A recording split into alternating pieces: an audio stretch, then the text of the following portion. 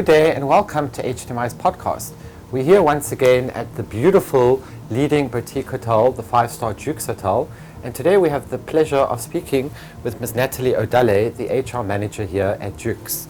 Ms. O'Dalaigh, thank you very much for giving us your time. How would you explain the Duke's philosophy on quality guest service?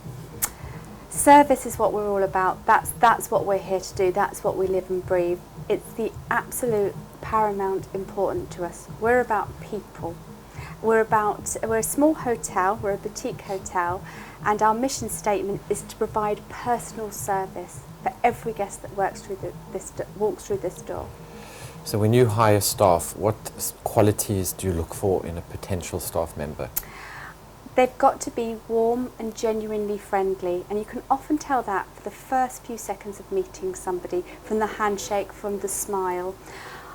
I look for somebody who's very passionate about working in the hospitality industry. This is a very tough industry to work in. You need to be absolutely dedicated. You can't do it half-heartedly. So I want to see a real genuine passion. I want to see somebody who's smart, well presented and professional. Previously, I was talking to your general manager, Deborah Duggar, and she also was going on about the grooming standards. But I'd like to now hear from an HR manager of a leading boutique hotel, you know, why and how grooming standards are so important within, especially the 5-star hotel industry. We have a great product here, as you can see. It's absolutely fantastic.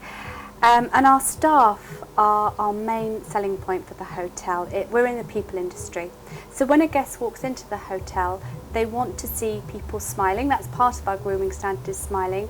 But they want to see people clean, smart, professional. It's what they expect these days in a 5-star hotel. So our grooming standards are very, very strict. And we make no apologies for that. We're very proud of the way that our staff present themselves. And very proud of the way the guests feel about the staff. So there's no excuses for a hair out of place? No, absolutely a spot on not. the suit or anything? Absolutely not. Shoes have got to be polished, hair has got to be clean and tidy and tied back if it's long. Uniforms, we have a uniform pressing service within the hotel and dry cleaning for staff, so there really are no excuses to have an untidy uniform. I mean, this is wonderful to hear from the real world, because at HTMi we put a huge amount and emphasis on grooming of our students. And you know, we call them our HTMi 5-star standards, because we talk to the industry, we talk to people like yourself and find out, you know, what is the industry looking for in a person, and especially in the grooming, about going for interviews. What advice could you give students going for that first job interview? I think it's very important, as we say, dress smartly. As we mentioned about the grooming standards, you need to look the part. If you come to an interview casually dressed, it looks like you're not really serious about the interview. So give yourself an advantage and go looking the part. I think it's very important as well to arrive 10-15 minutes early. Give yourself a chance to sit and prepare and wait for the interviewer. If you're going to be unavoidably late, and it does happen sometime, particularly with London transport, you must call ahead and let the interviewer know and give a reason and say, I'll be 5 minutes late or 10 minutes late. That's really, really key, because I would expect employees to turn up for work on time. At the interview stage, it's really important, this is the first impression. So from the moment the person walks into reception and says hello to the receptionist and announces themselves, everybody is watching you. We're in the people industry, like I say. So it's very important that you're warm, friendly and professional with every single person that you meet. And when somebody comes to the interview, it's very important they're prepared for it, particularly a graduate or a hotel school graduate. I want to see that they've researched this company. I want to know why they want to work in this particular company. So it's not just about the number of rooms, the menu that we offer. It's about the culture, the philosophy of this company, any unique selling points we might have in the company. And any advice on how they would research this? You can look on the internet and get the basics. That's absolutely key. But I'm always happy to speak to students or any potential interviewees who want to know more about the company.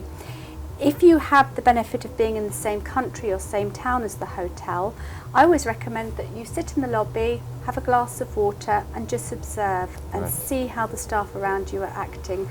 ask for a show round. Any 5-star hotel will be more than happy to give a show round, and talk to the staff members who are giving you a show round and try and find out a bit more information. Do hotels still actually allow that? Absolutely, yes. We are very happy to show people around the hotel. So when a student sends you the resume and the cover letter, Mm-hmm. I know many HR managers that I've spoken to, they don't allow a T that's not crossed and an I that's not dotted. And, what advice do you give a student when preparing their resume and preparing that cover letter? I think for the cover letter, my first point on that, it shouldn't be too long. The CV is the selling tool. The CV is my information guide for that pre-screening stage. So just a short, polite note to say what position the person's interested in and when they're looking to start work. And then getting onto the CV, unless you've been working for 20 years, 2 pages is sufficient. Front and back, just 2 pages to give a rundown of the experience that you've had. I prefer it in order of most recent first. Yeah. That's the common trend today. Yeah, that works for me because I can see where the person currently is working or most recently has. There's lots of UK legislation on what you can and can't put on a CV now.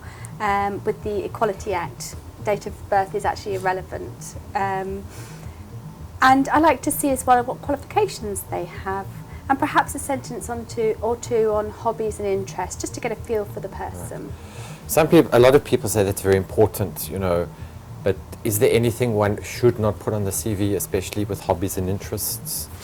Or are they in particular information?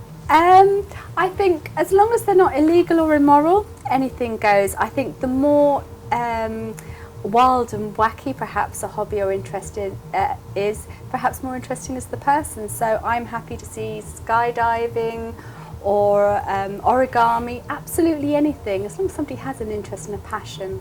But no lying on that resume. I wouldn't recommend it because during the interview stage I usually get that out. Yeah. Or over-exaggeration. People do tend to over-exaggerate. Again, it's not advisable. Just be honest about what you can do and what you have done. Some HR people say, they just want to know the position and the hotel where a person's worked. Others say, they want a brief outline of what the main duties and responsibilities were. I prefer to have a few words on what the responsibilities are. Right. For me, it's not enough just to have position, hotel and dates. I like to know a little bit more about the role, but not too much, because again, during the interview stage, that's when I like to discuss that. What do you think hospitality schools today should be doing to better prepare their students, for an internship, for example, or for their first job, the first stepping stone of their career? I have to say, I think hotel schools have really come on leaps and bounds in the last few years. I've really noticed a change. I think hotel schools are very good now at ensuring that students have work experience. That's absolutely key. Even with a degree in hospitality from a great hotel school, without the experience, you're at a severe disadvantage. So whether that's part-time working, weekend working in the local coffee shop, or working at a special event, or having an internship, you must have that experience on your CV. I think also realistic expectations. In this industry, you can't walk straight from school to be a manager. You really need to get experience within the departments. So what better time than when you're studying to get as much experience as you can. Right. Do you think language, is that important today? We are very lucky in that we have a very multicultural staff, and I think just about every language is represented. I think it's a huge advantage. Yeah. If you can speak several languages, that's fantastic, because the hotel is international. So it is important to make that resume as marketable as possible. Absolutely. And it's really important for you as well to decide where you want to specialise in. It took me about 15 years to decide which area of the hotel industry I wanted to specialise in, and during that time I got as much experience in many different departments, in hotels, restaurants, yacht clubs, everything as possible. I mean, today just about every manager says, it's in the blood, it's all about the passion. Mm-hmm. When we see students coming in, new students in first year, what, in your opinion, do you think, we should be doing to ignite that fire in them, I think to feel the passion for this industry? I think you only get that through experience. Right. And in my university, there were students that decided to work outside of the hotel industry because it wasn't for them. So I would say even joining university, it would be great to get as much experience as possible, whether it's paid, unpaid, long-term, short-term, as much experience as possible, and decide if this is what you want to do. The beauty, of course, of doing a hotel management course as well is that you do lots of different subjects, from accounting, economics, as well as the more hospitality related ones. So you can specialise upon graduating into HR or into a subject that's outside of the hotel industry. So, working in, 5-star luxury hotels, what are the special qualities and virtues besides the passion that a student or an employee needs to have to work within such beautiful establishments? Service. You have got to be somebody that's service-minded and service-oriented. If you don't have it, you can't force it, you can't fake it for 40 hours a week. You need to be somebody that's genuinely helpful. Excuse me, somebody that really wants to help people. You need to be somebody that is prepared to work hard. This isn't an easy industry. Often you're on your feet for 40 hours a week. You're rushing around, the hotel is very busy, the guests have very high expectations, so you have to be dedicated. So it's having also very good time management, arriving before work, working long hours. Earlier you mentioned, that in order to gain experience, students should be looking for paid but also unpaid internships. And of course today young people, when they get the first job or they get the internship, they're really looking at how much money am I going to earn, and advice that we give students at HTMi, don't look at the money now, look at the benefits of what a good internship is going to give you in the long term. Do hotels still do unpaid internships? Absolutely, particularly with the economy and the way the world is at the moment. There are fewer jobs available generally in hotels and everywhere. So you have to get the experience where you can, and we're finding now more and more colleges and universities and hotel schools are encouraging their students to take unpaid experience, because the main thing is you've got to make your CV marketable, as you said before, and you don't want to miss this opportunity during your training and your learning period not to get any work experience, because then upon graduation you are less marketable. Correct. So we are allowed to make mistakes. Absolutely, but we have to learn from those mistakes. Key, yes. Yeah.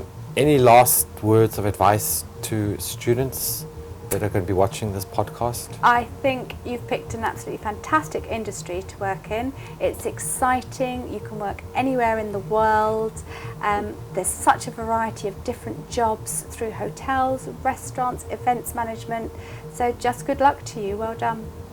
Mr. O'Dalaigh, first of all, on behalf of HTMi, we want to thank you for the wonderful opportunity you've given two of our students, Michael and Gail, in being able to do an internship here at Duke's and during the London Olympic period. And we also want to thank you very much for your time. We know you're quite busy, with 29 days to the Olympics. So we wish you all the very best of luck and hope that we can welcome you to HTMi in Sodenberg one day. Thank you very much. Thank you very much. Thank you. Thank you.